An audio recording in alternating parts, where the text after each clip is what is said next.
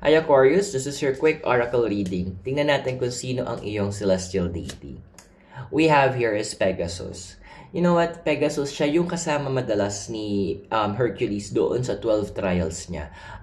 Siya yung loyal companion na kasama na tumutulong sa bawat pagsubok na pinagdaan ni Hercules. And you are also that person.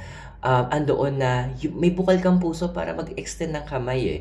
Meron kang bukas na puso para ibigay yung mga tulong na kailangan ng iba. Pero paalala lang sa'yo ni Pegasus, pipiliin mo kung sa kanino mo ipabibigay itong tulong. Dahil hindi lahat ng tao ay marunong tumanaw ng utang na loob at marunong mag-appreciate ng mga ginagawa natin. Use your wisdom wisely. Hindi lahat ng lupa dapat tinatamnan. May iba, barren na.